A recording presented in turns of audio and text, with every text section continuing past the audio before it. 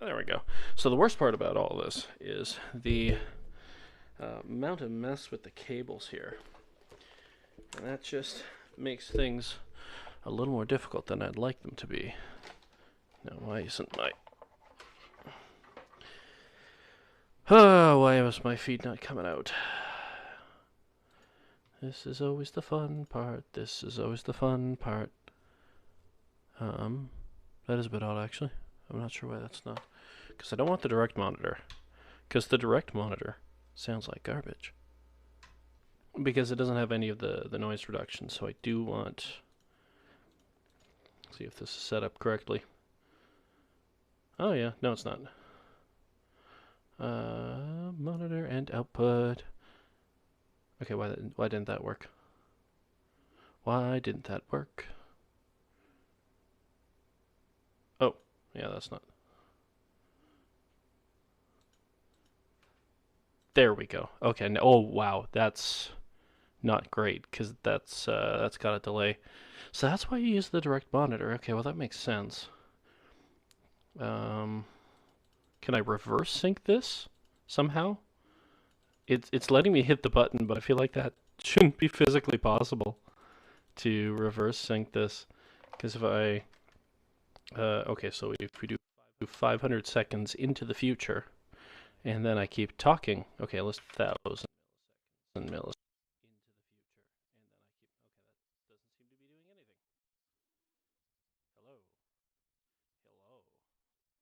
seconds into the future, and then I keep, okay, that doesn't seem to be doing anything.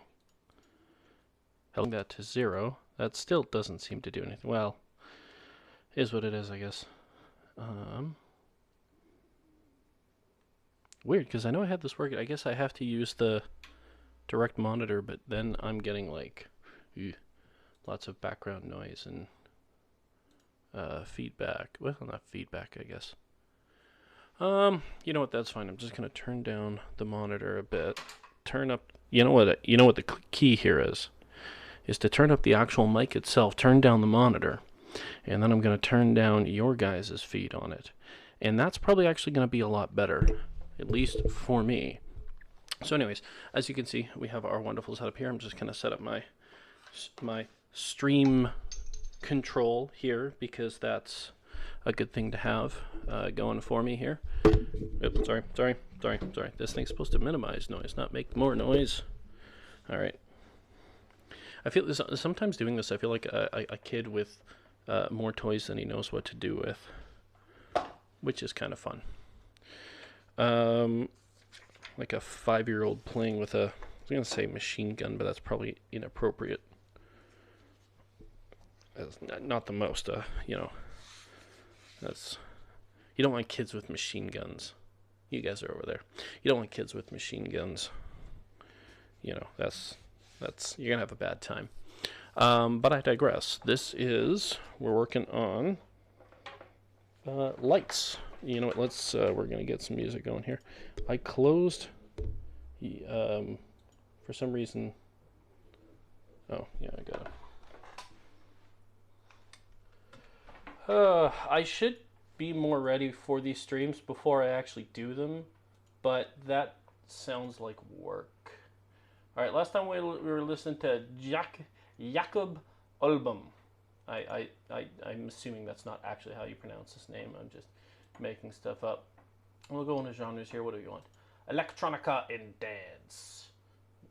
You know, energy. I don't know. Just have energy. You know what? Let's go with dreamy, and let's go with peaceful. Dreamy, peaceful. Turn it down. Find out why it isn't outputting as it should be. Oh, there we go. Okay, there we go. All right, so we're working on, I just wanted to get a little bit of this in today because I want to be a little bit more consistent. We're working on this guy here now. I'm mostly working on the design. That's why I'm not too worried about this sort of flickering a little bit just because it's hooked up with tape. So that I'm not too choked about. I just need a little bit of background music just to smooth things out. And then what was the other thing I was going to take care of that I was thinking of? Oh yeah, so that I can see the chat. But you know what? I got you guys. You know what? Here, this is what I'm going to do. I'm going to pull it up. Do. There we go. All right, it's up there either way. Okay, now I'm gonna change the screen because I don't want both. Because I got my big TV here. So I'm actually going to try and fool things a little bit and make like a faux teleprompter. I'm going to put it right here. Stop that. So when you guys are chatting, I'm looking at approximately... Oi! Oi! DPI! Can you work for me a little bit here? Yeah, I think I'm spiking a little bit. There we go. Looking at approximately where the camera is, because that's about the only size I need. So we'll do a fake teleprompter here. Excellent. Okay. Yeah, I'm definitely redlining here. So we're going to pull that back a little bit. And you know what? I can hear myself just enough now, so that should be fine. But let's make sure that you guys can hear me. Yeah, looks like it. Looks like I'm coming through just fine as far as I can tell. Tell me if that's not the case. I'm going to turn myself up a little bit anyways. And there we go. Okay. So, this is our end goal, but not that. But not that.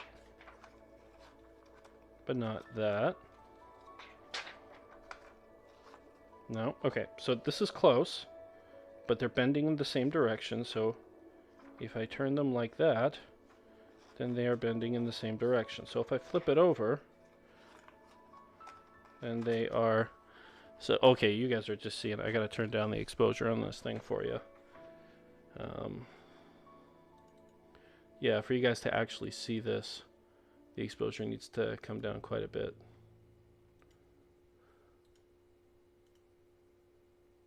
Oh, that is the wrong camera I am looking at there. You need the razor cam. Oh, I shrunk. There we go. Nope, again, I double-clicked on the wrong camera. You want the razor cam. That was the deactivate button, not the configure video button. I'm so good at this game, shut up. Stop making fun of me. Okay, configure video. Then it pops up in the background for some reason. Turn off exposure. Crank it down all the way. Okay. So it's going to be a bit dark, but, I mean, the point is to see the light. Now, I may have punted this one, is the problem. Okay. There's a decent chance I punted this one. Because this isn't... I've sat on this stuff for a while, and sat on would be an appropriate way of saying it. See, that makes a turn that way, and that makes a turn the other way, right? And they're directional. So I'm just going to pull this off of here, because it doesn't need to be on there.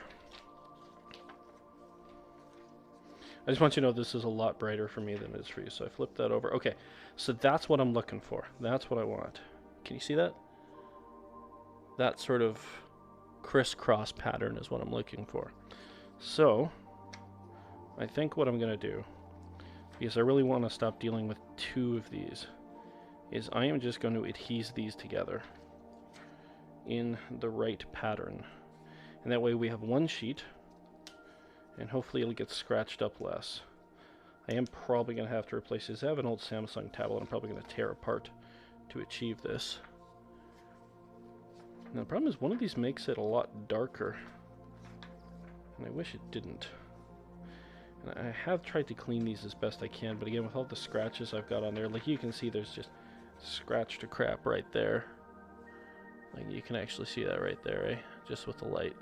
That little whiter circle spot right there is that's it being all scratched up to crap. So that's annoying. Faux show, but I'm not aware of any way to actually fix that, to soften that up. This one's not too bad. This one has pretty much survived unscathed.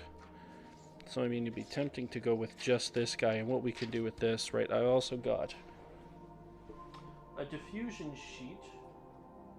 Oh, frick, somewhere. See, now this has already gotten broken.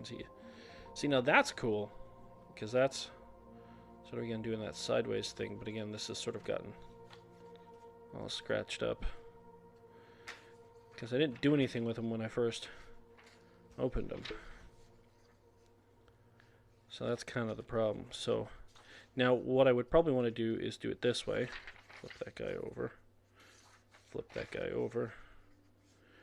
Right, okay, because I don't have the scratches. So as long as I have the scratches on the inside sheet, it actually covers up for that quite nicely.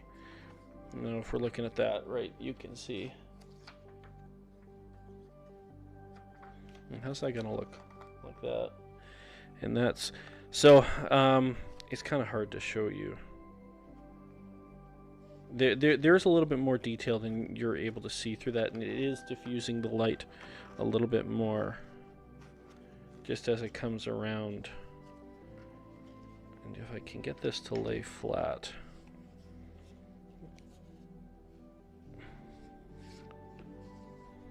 Right? So, and that's the problem with all these bloody cables, right? So I can get that to lay flat, get this to go over top. And you can sort of see, and there's this little, that one on the bottom, almost black spot that seems to come up, and I'm not exactly sure what's causing that. Just a reflection of area with no light, and that's probably where this board would come in, right? So I think what I'm going to do, okay, I've got this cut out here. This is where the hard drive is supposed to go in, but we're going to try this. We're going to try, I'm just going to push that a little bit. I'm just going to run this guy through here and have that be the way that it gets in. And you know what? This is actually having the added benefit of adding pressure there that we needed, right? If I have that there. Now the white background I'm hoping to use for you know, to just a little bit more light bouncing around back there and have it being diffused and that, it just to brighten it up a bit.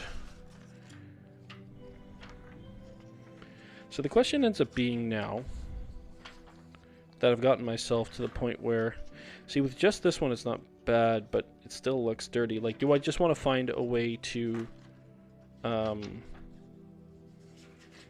scar it up some more and just lean into the sort of the damaged sheets? Like, if you look there, so do I just get some like steel wool pads or something and just try to scratch it into more of a, maybe even a diagonal pattern, just to feed that a little bit more, right? Yeah, because if these are coming around here, okay, so we'll take our little tape pieces here, and these are actually garbage now, so we're just gonna throw that out. But we're gonna take, where's that electrical tape?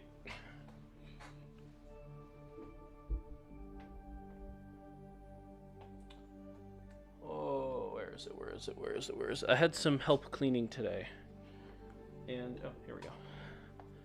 And that's where that story ends, because I found my electrical tape, so we don't need to worry about that. Okay, so we'll take our handy dandy electrical tape, and I'm actually going to use a decent amount, because what I'm going to do is I'm actually going to attach it to the outside. So this would not be ostensibly how I would normally do this, but you know,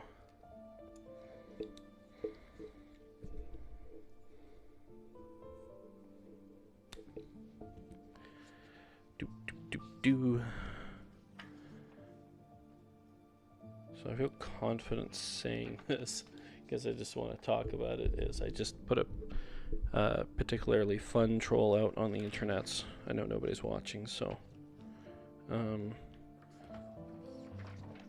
recently a particular political figure has made the stance that I won't get into who, because I'm trying to stay more agnostic on this, but that, you know, we need to rein in news media and not allow them to spread misinformation anymore.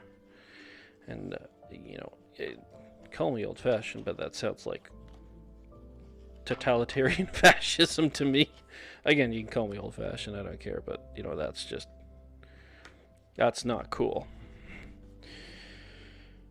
But in the age we live in, I feel like if I was to try and call out said person, I would be the one getting called out. So I said to myself, self, we need to fool people into not liking this kind of language.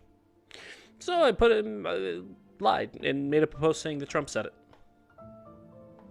You know, everybody hates him. Everybody likes to hate him. That's their right. That's fine. But if I can misdirect people into hating things that they should hate by simply saying that it was somebody else who said it, well, first of all, I would have to question their strength of conviction in their beliefs, if that's all it takes, and they otherwise would have supported it from another person. So I don't feel bad in that sort of a misleading sort of... I was gonna stick these together, wasn't I? Now let's just see how this goes first. Okay. That did not set in very nicely the way that I attached this side. This side did. This side did not. This side's upset with me. I think that's the little tabs are... Okay, that's maybe a little better. Okay. Wow, why are you so upset with me? It ended up underneath it a little bit, so that's not very good. I didn't like that. That's fine, I can fix that. I have the technology.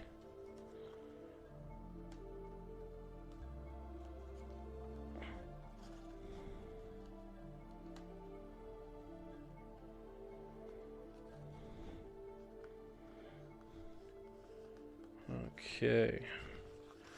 Alright, so that's our general idea, right?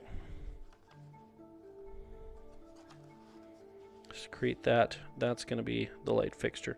Now, the rest of the idea is getting these hard drive circles into here and find a way to get them to settle, which might just be... See, if there's one thing oh man, tension's almost gonna do... If there's one thing I've learned, it's that glue is not what you think it is. I have learned that many times at this point, is that glue is not what you think it is. Now, if I light up the area more, does that help? It helps me, so hopefully it's not screwing up the image too much for you guys. But yeah, if there's one thing I found, it's that glue is not what you think it is. It pretty much, anytime you think that glue can achieve something, it cannot actually achieve that thing that you think it can achieve. Which sounds like a weird thing to say, but it's kind of true. Because every time I think I'll just glue it together, yeah, it just doesn't work. There's very, very limited, like even strong, like we're talking like Gorilla Glue, Crazy Glue, they're very limited in what they actually adhere to, how well they adhere to it, what the tensile strength of it is. Because, and I always forget the name of the other one, there's sort of two kinds of... I don't know if it's just strength in general or material strengths or whatever, but one of them is compressive strength. There we go.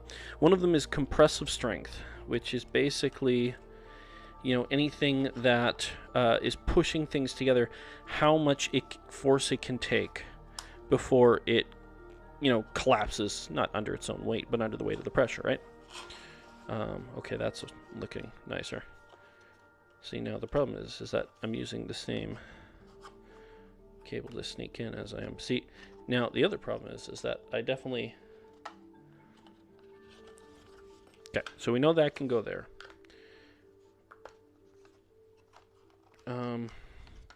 I cut this too long, so I'm just going to disconnect this. Really weirds me out how long that lasts. But, I guess there's capacitors on here, so it shouldn't really surprise me that much. See, now I say I cut this too long, but I did not, mostly, because there's only one other place I can cut here, and that's kind of spooky, because I don't want it to be, what, 1, 2, 3, 1, 2, 3.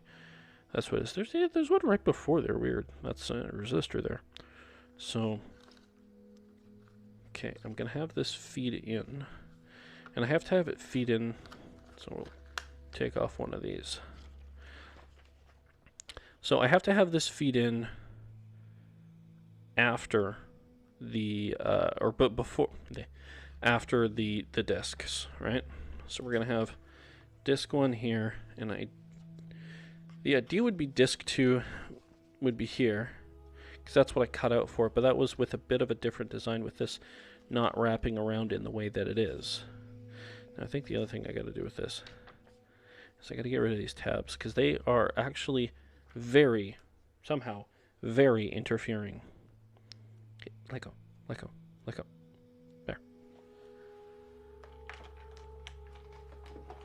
There. Very interfering with sort of the structuralness of it. So it's gonna. That was a lot easier than I thought it was gonna be. And then here, because just not being square and just having that little bit of extra material there, just was making it wobble.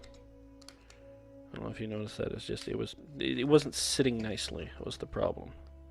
So we can just cut that right out.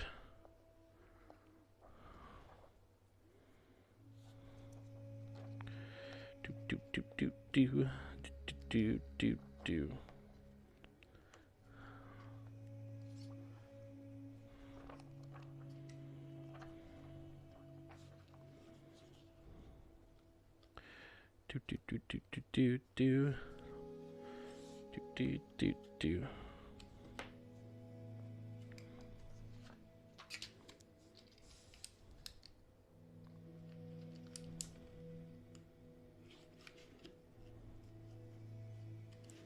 Okay, so what's the plan here?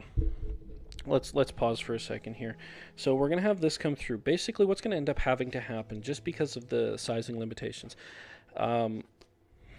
See, I say that, and I've got, what have I got? See, I would need another piece like this that's white, because I want the white, because the white's gonna be the best. And you know, give me 2 seconds. I'm just gonna see if I have any more paper here. Give me. Not paper. I you know, I guess realistically, I could just use computer paper taped to, you know, cardboard, and that would solve it. But I might have some more of those boards, and I do like the rigidity of the boards, very particularly. So.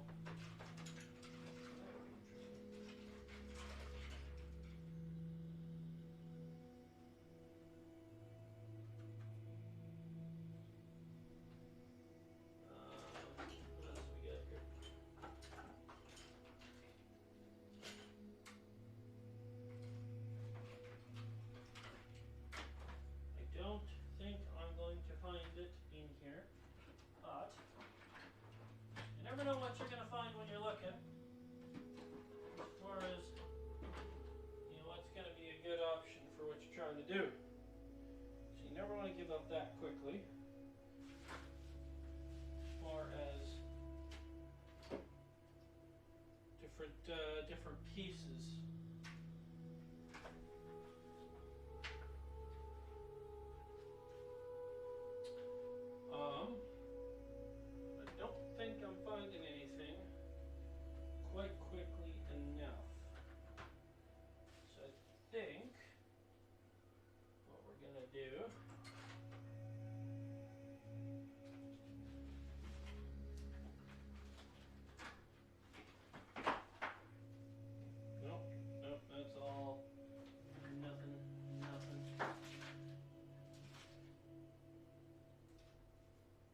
Going through old papers here,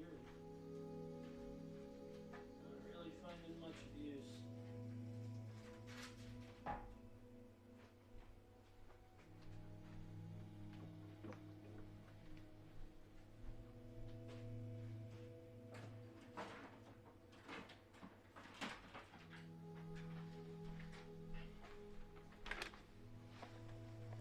So, before I went to, beginning of last year, I went down to Reno with a friend. COVID happened right after, or right during. And the reason we went down there, actually that friend was Scott Tackaberry, owner of Game Night Games and Cool Stuff, as you can see. Game Night Games and Cool Stuff is the best place. Just gonna straighten this out. It's the best place for you to get games and cool stuff. Check them out at GameNightGamesAndCoolStuff.com. I don't think that's actually their website. But I went to Gamma and we got a bunch of gaming materials. Now, some of this is for games I have, right? Where are we here? So this is for King of Tokyo. Have that game. Great game. Love that game. This is for Rabbit Kingdom. I might have that at some point, so I'm actually going to hold on to that. This is for Ishtar Foils, and I'm going to hold on to that. This, Tides of Time. Looks interesting enough. I don't know what this is. Big Book of Madness. Oh, from Penny Arcade, I got a pin. From Allo. Really good gaming company. I'm not getting too far here, am I? Here's some Game Night Games and Cool Stuff. Tokens. Cards. That are white on the back. Okay. We might be cooking with fire here. Alright. So, what we want is we want something a little bit bigger. I still want the rigidity. Man, there's pens in here. This is great. Forgot all this great stuff I got. Look at this loot token. That's just something else. This pin is really nice. I actually bought this game. This is a neat game, but I can't comment too much on it because I have yet to be able to really play it. I think it's kind of limited by the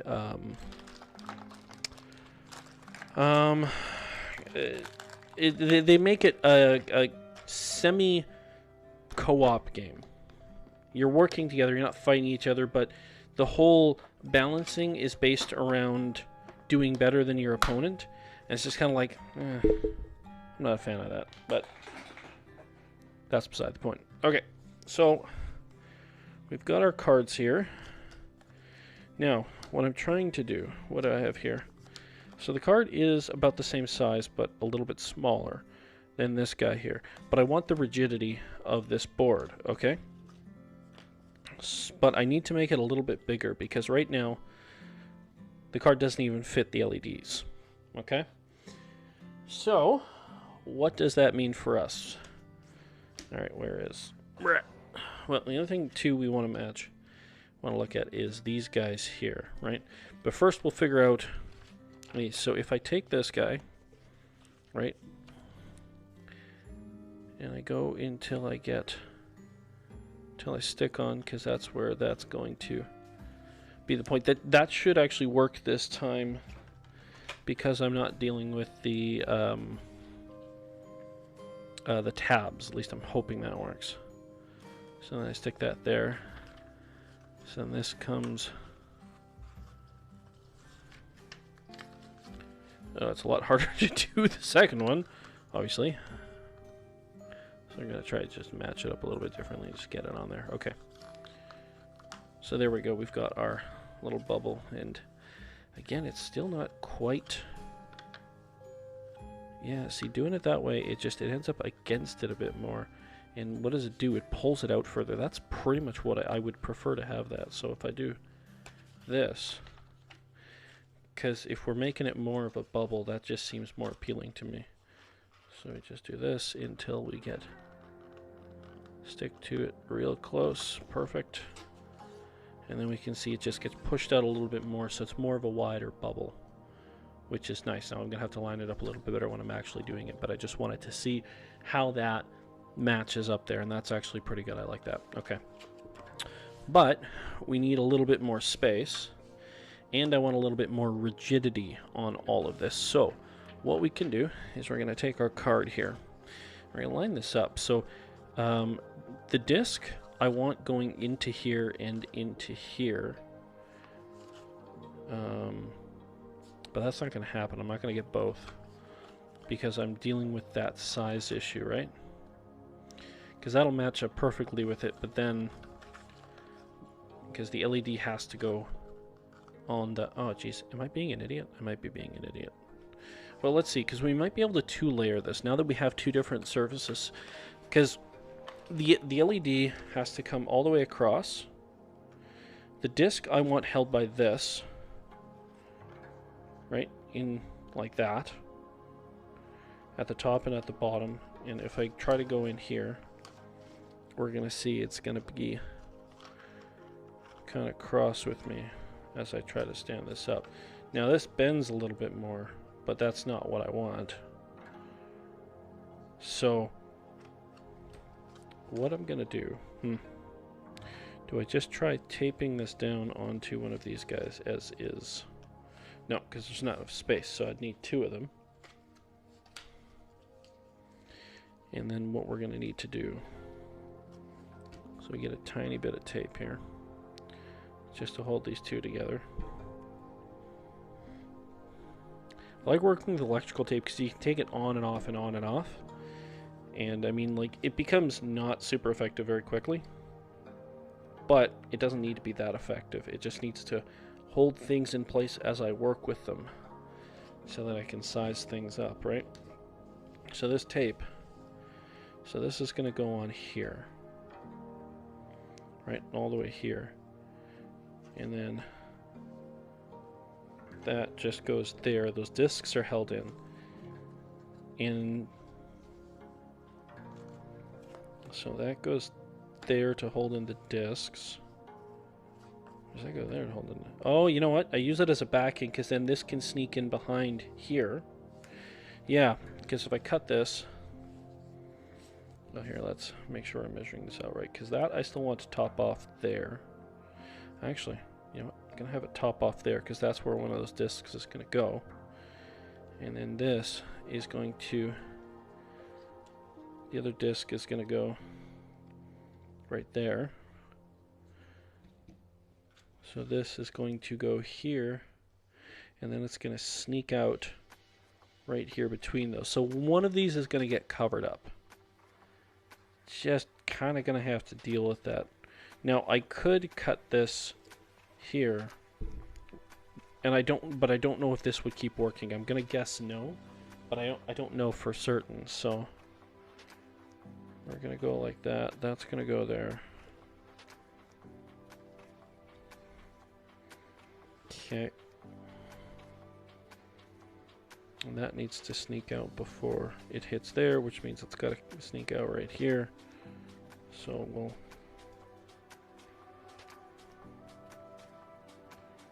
You know what I could really do? If I mark this one. That was the wrong way. It's right there. I don't even need this guy.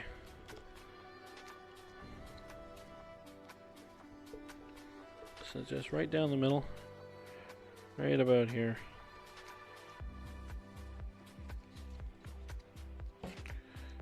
Okay.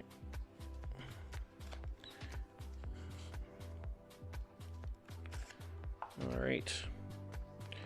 So this goes here.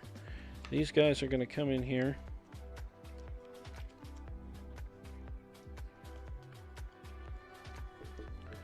Just want to...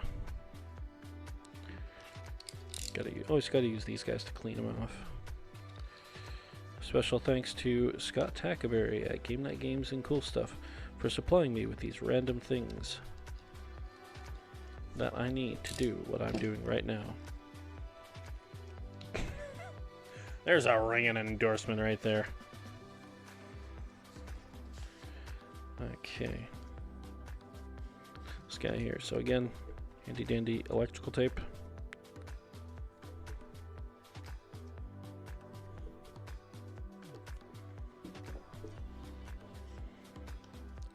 Line that up there. Put a piece of tape over here just to get that in position because I don't want to burn that adhesive. See, now I've got one of them. Yeah, that's unfortunate. The other dumb thing, and I wasn't thinking here. Actually, you'd want it here, but that doesn't actually protect it from the disc. It actually has to get behind this. Or was the idea to have it go higher? I think the idea was to have to go higher. I think I forgot what I was doing. It's not that I'm stupid. Oh, wait.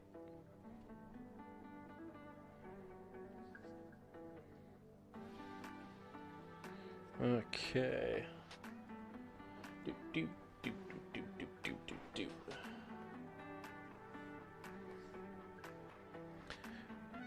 Okay. So it's kind of sneaking out there.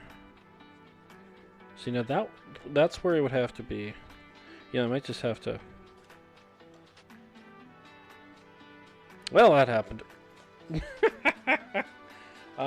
Okay, we need a new cardboard for this to work. We're gonna need new cardboard, and that's fine. Yeah.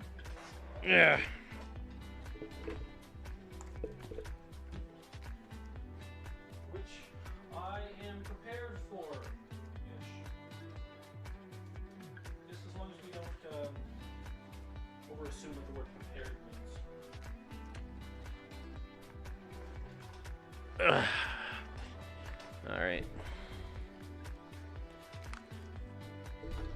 Turn on my monitor a little bit here.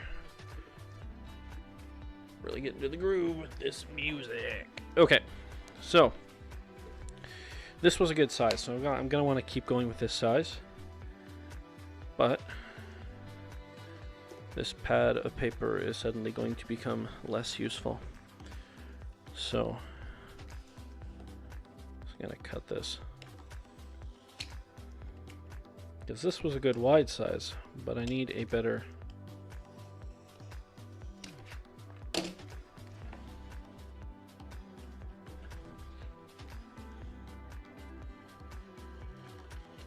a better length is what I was looking for. I may end up trimming this. It may end up being the same size, but, you know, jump off that bridge when we get there.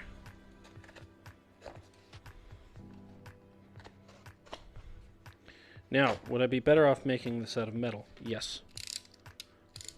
Don't care. It wouldn't be nearly as jank and wouldn't be nearly as fun. So, we have our longer cardboard. We have our white cards, so as to make it white. So, let's see here. Stick that to there to make it white. And we'll do the same with this little piece of paper here. Again, this electrical tape isn't going to do a great job holding it down, but it will do a great job enough. And I'm going to want one for the middle here, because that seems to be being disagreeable, as it were. Okay, fine. I will get the knife out, you piece of crap. Couldn't just play nice for 2 seconds, eh? Okay, alright. So that'll just go there. Okay. So that's how we make it white. That's fine. And we'll find a better way to adhese that on there, but I just wanted to make sure that that's what was going to happen. Alright, so now, a little more freedom with our LED strip here. We're going to stick the LED strip, what, here? Disc here. So this can come out inside, and then disc here. Alright, so now, actually, okay, so what we're going to want to do, come on. Now, one thing we have to be careful of is that, actually, the LED strip is longer than this, so, oh, what's our solution here?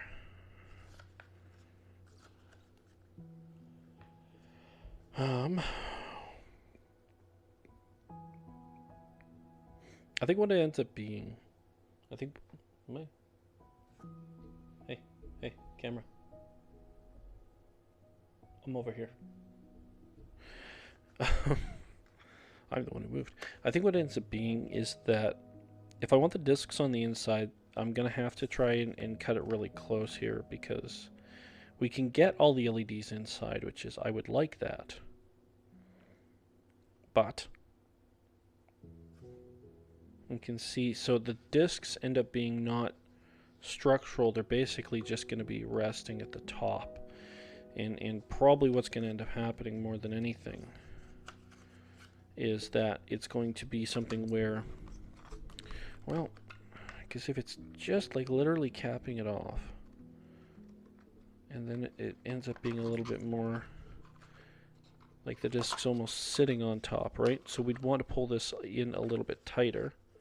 So if I do that, I pull this in just a little bit tighter.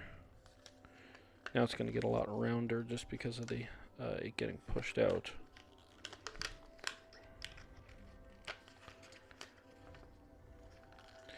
See, I'm going to do this, I'm going to test this out, but I know this isn't going to work because it's going to have to be, I'm going to have to change the direction in which I'm building it, because right now I'm sort of building the back and building around that, and that's going to have to change if, that's sort of the top thing, because it would be sitting like that, right? So if that's the plan, then what ends up happening is, instead of that, build method.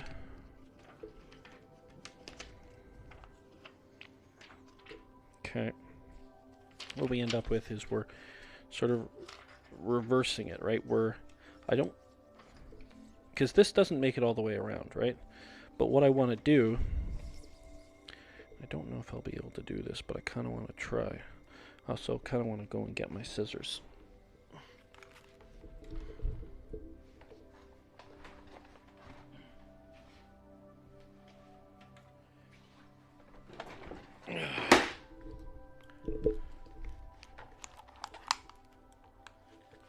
My scissors that were right behind me.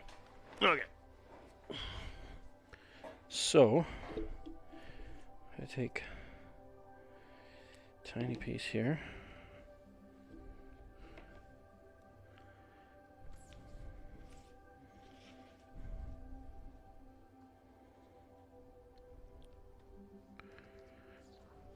Okay.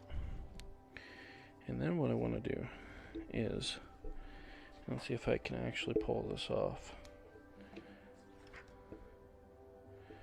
That goes up there, right? So that's sitting there like that. Now how do I get, is that sliding around? No, okay. I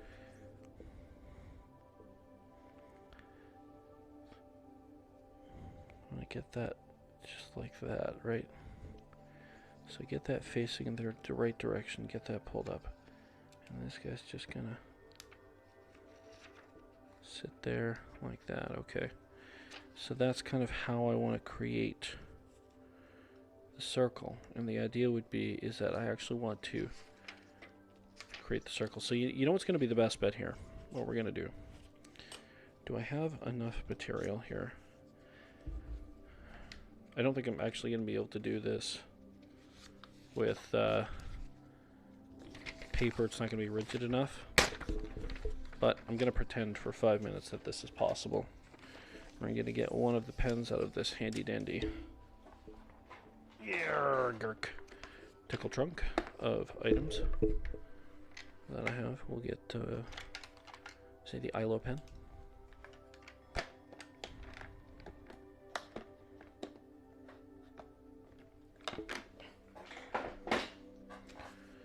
Okay.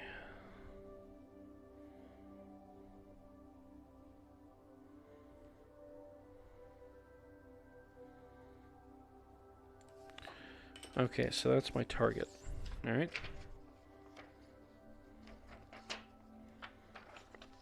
That's what we're trying to build around.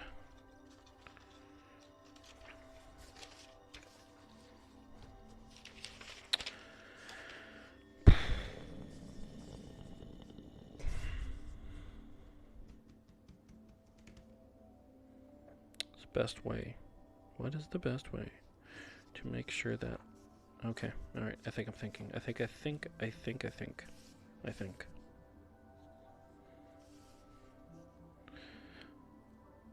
So I'm gonna try and cut this so that it's round enough that the material... See, the problem is that the inside's not going to be secure enough, so I'm just gonna try and cut a hole so I can run it through here. But what I need to do, realistically, is do this with a, like at least a cardboard material. because this is not going to have the rigidity I need to create. Well, they likely won't. I never liked this playmat. I'm sorry, Scott. I never liked this playmat because of the roughness of it. He did a sort of a spray bomb on this, and this was supposed to be for cards. It was so rough. This is great for a work mat. Oh my goodness, this is awesome. Okay. So, let's see if we've got... I'm just going to try and... No, not enough, not yet. Yeah, because it was pretty... It was flat around.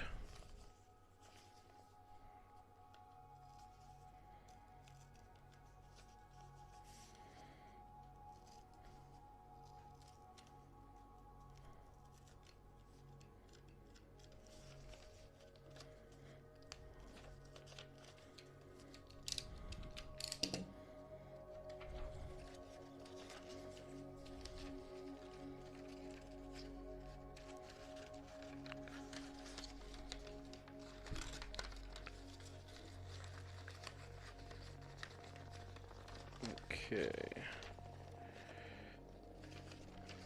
I'm not gonna lie, this is like it doesn't look great, but it's definitely working a lot better than I thought it would. That's not too bad actually. It's creating a little bit of stability for me, so that's actually not too bad. And you know what I'm gonna do is I just need a little bit more strength right there in the middle.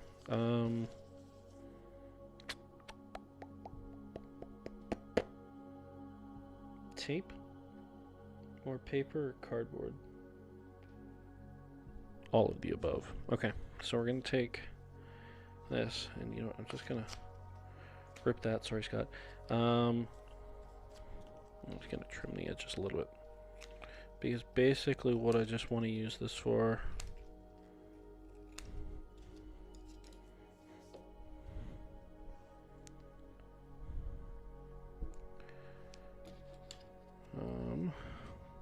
and I know I already have some pieces over there, but I was committed to the tape by the time that happened. Just gonna do that. That was way more tape than was needed. And that. And just so we have a little bit of rigidity in the middle, because I don't need much to really make it sit well. Okay. I just need some more, I just need a little more strength than I have, that's all. Okay, perfect. It's sort of, in doing this, it's reminding me a little bit of casting. And if there's one thing I've learned about casting is that's actually very similar to programming, because realistically what you're doing is you're making a material, or you're making an item that's going to do a task for you over and over. And in casting, as in with programming, whenever you're building that thing, that the thing that you have to build is always significantly more work to do, and it almost doesn't seem worth it to actually build that thing. Like it's surprisingly labor intensive, and again, doesn't seem really worth it. Oh, I promise you it is, because automation is everything right now, and in a way it always has been. You know, that's why I don't understand this anti-automation sentiment. Okay, well, let me be clear. I understand the sentiment. I understand the thought. I understand everyone being afraid that they're going to take our jobs, the robots, but what bothers me about it probably is that it's gone so far past the emotional side, and there's some very intelligent people that I'm aware of that seem to be so worried about automation and AI. And I mean, I'm no expert in a lot of these things. It maybe in some ways, I think sometimes not being an expert in these fields helps you see things a little bit clearer, I think. And I think this is one of them, because the amount of anxiety is the term I'm going to use surrounding automation and surrounding AI as well is, hey, it's a little ridiculous, to be perfectly honest. You know, it's just this concern that we're all going to lose our jobs is automation is something that has been happening for all of human existence has been automation. Casting, levers, all of these things create less need. And the thing that people don't understand about automation and technology in general, and maybe they do, but they're just not, I don't think they're applying it in the right direction, is that the things that get automated are the things that we need more of, because it takes research and time, and we need it at a lower rate, at a cheaper rate. We need it more efficiently. So what happens is things get automated, and let's quick second here. Things get automated. Oh wow, that did not do what it was supposed to. You can see my head though. Look at that. Ooh. Transform. Fit screen. There we go. You can things get automated, but what ends up happening is that the items involved in the automation just get cheaper.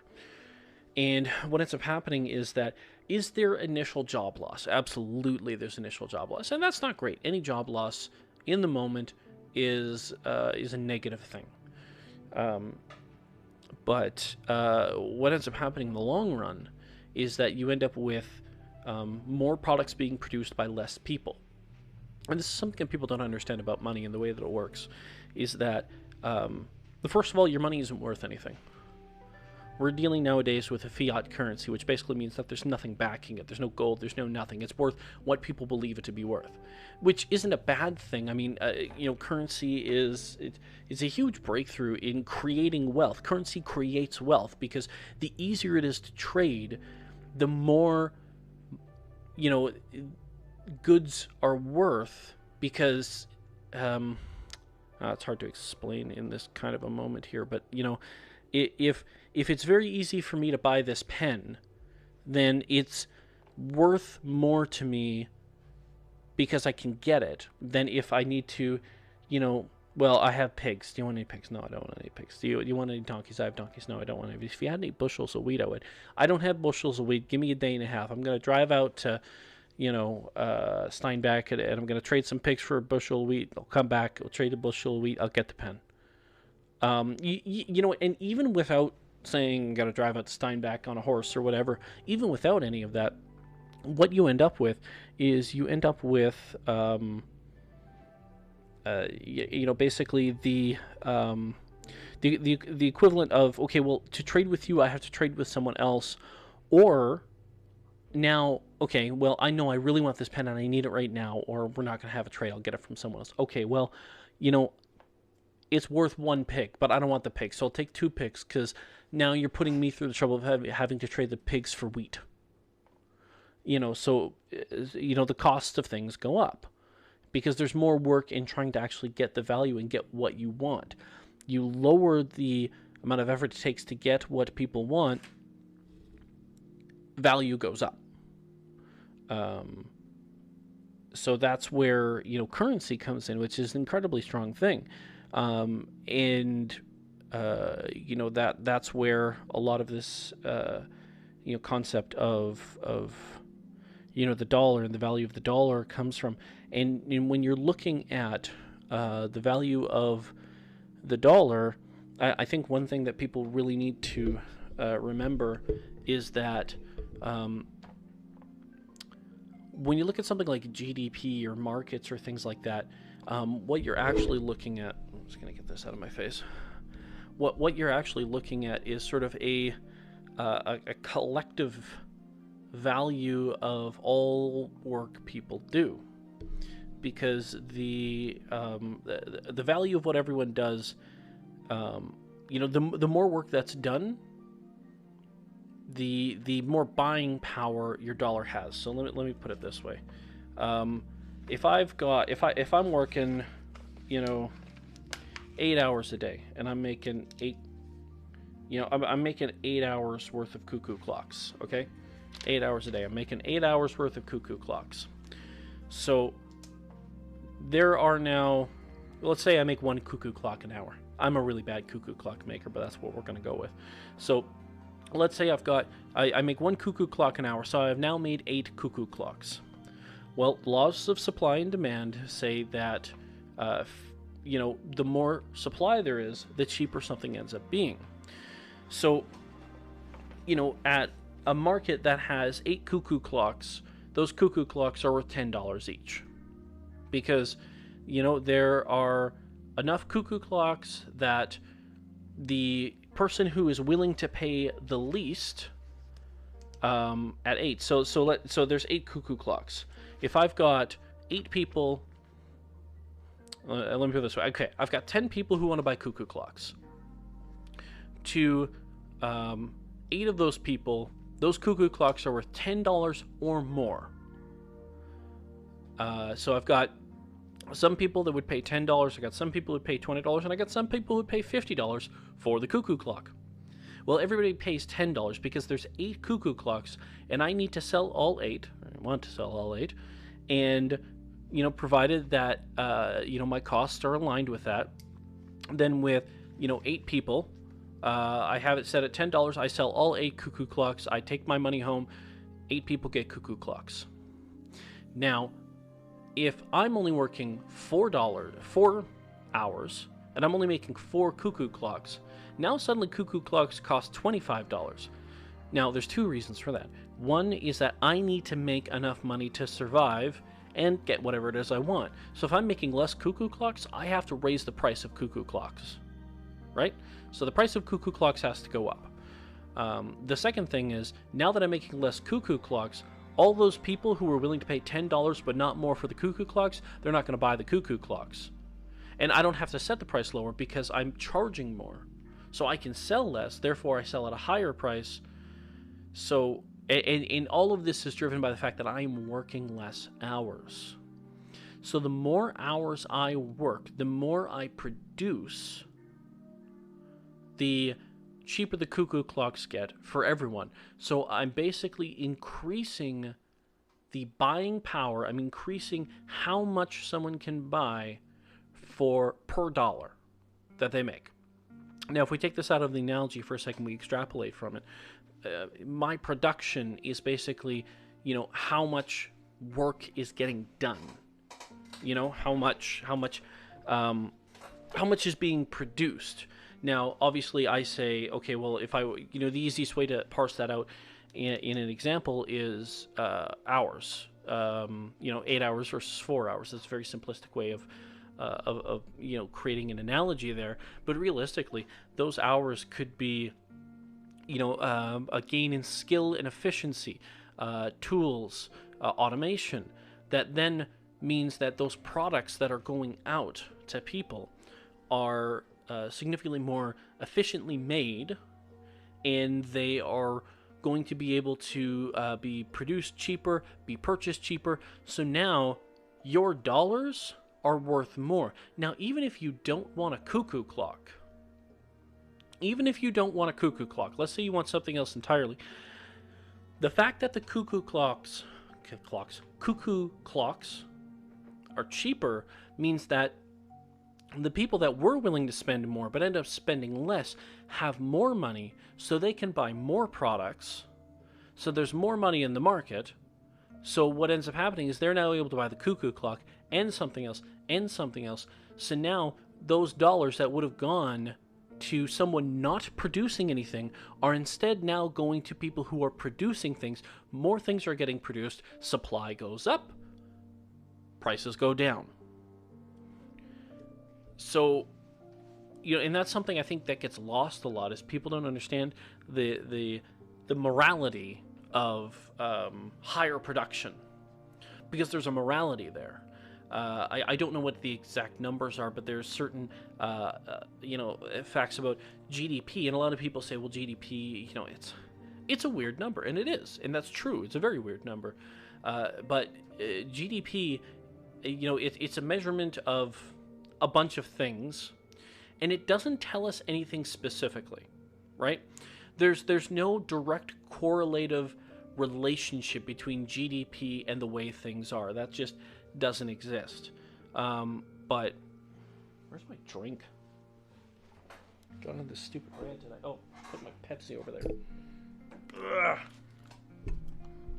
You wait there.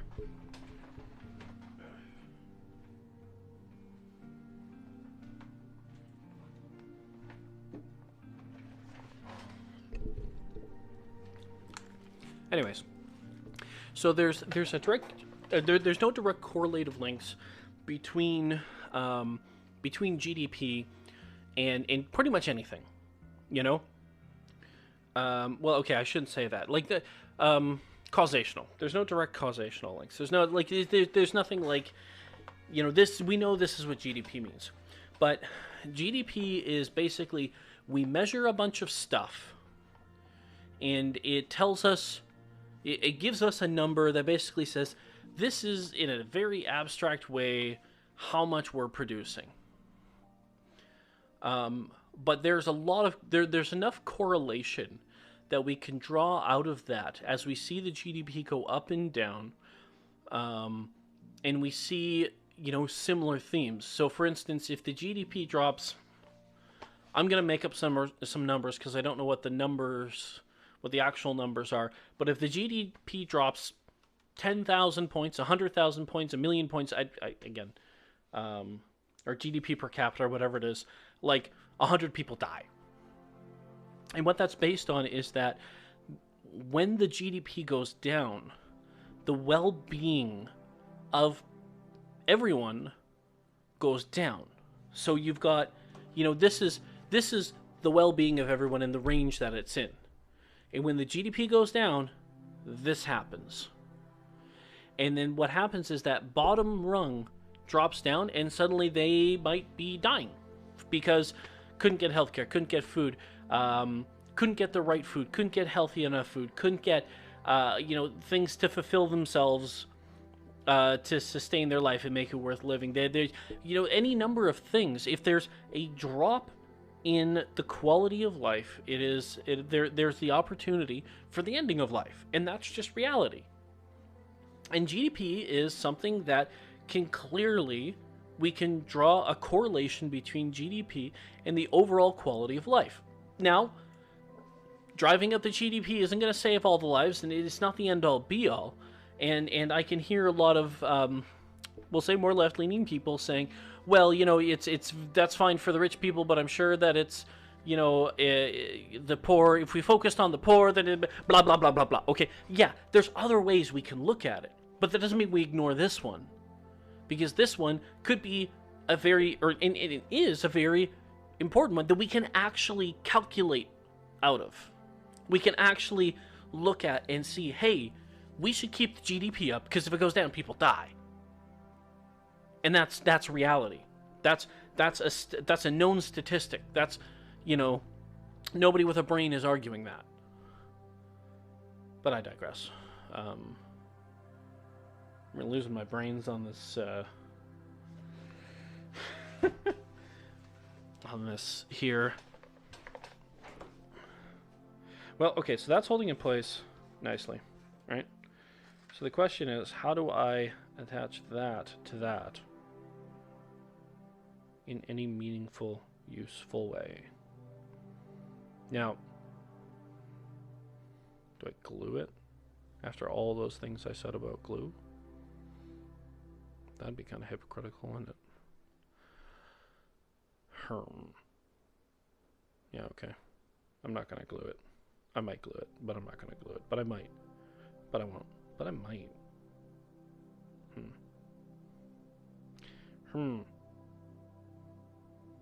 I want to make 2 of these too. Well, no, I kind of want to just make 1. Yeah. Yeah. It's also I can read a book on the couch.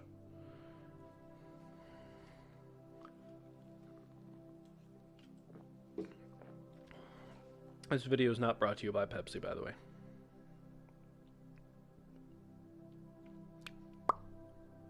Okay. I think what I need to do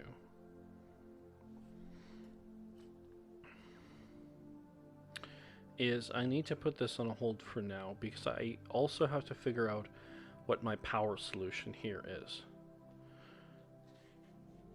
Because what I'm going to need is I'm going to need a plug-in solution to go into the wall that's going to have USB-C that actually spits out the 12 volts that these need. So USB-C coming out, spitting out the 12 volts, that's going to go into one of these guys. Because once I can get one of these USB-C connectors, that camera's doing a much better job today than, well, no, okay, still, if I bring it up close, yeah, it blurs right out, but that's fine. If I turn down the... I've also kind of... Oh, yeah, no, that's no good. Also kind of gets you guys floating there, eh? I figured out how to do that a lot better, didn't I? Yeah, so get it, you know, hooked up to one of these. So I get the USB-C hooked up to one of these. Then I can have this literally just barf straight onto that, or however I want that to be, have those cables go up. And then that way it's a very easy plug-in. Yeah, we're going to have to go back to the drawing board on this because I think this particular design just isn't working. I am going to want to figure out how to make that work because I do want this to go around. Now, I could abandon the hard drive pieces and just loop this around and then adhere them to the inside, so that would look like this. You know, so that would loop around here. Hey, yeah, okay, that's fine, that works. And then just have this sit in here, right? And just pin that. And then I've just got this little circle, which would probably be fine. I mean, realistically, these things are shot. I've screwed these up real bad. So this is pretty much the practice run for when I tear apart the Samsung tablet I have. Yeah. Which I think had a bigger screen, so actually that might solve all my problems, but we'll see. We'll see. Okay. I'm going to call it here, though.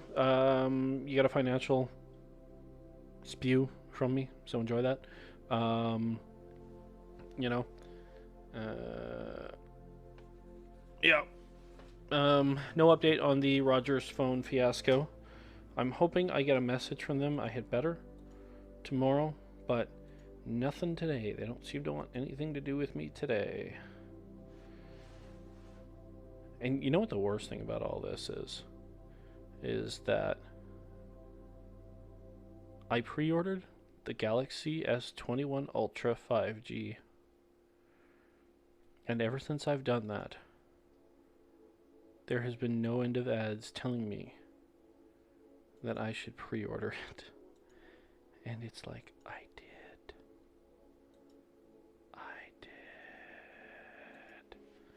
Stop trying to sell me something I already bought, or I will return it. Okay. Yeah, that's the end of that. Okay. And we're done for the day.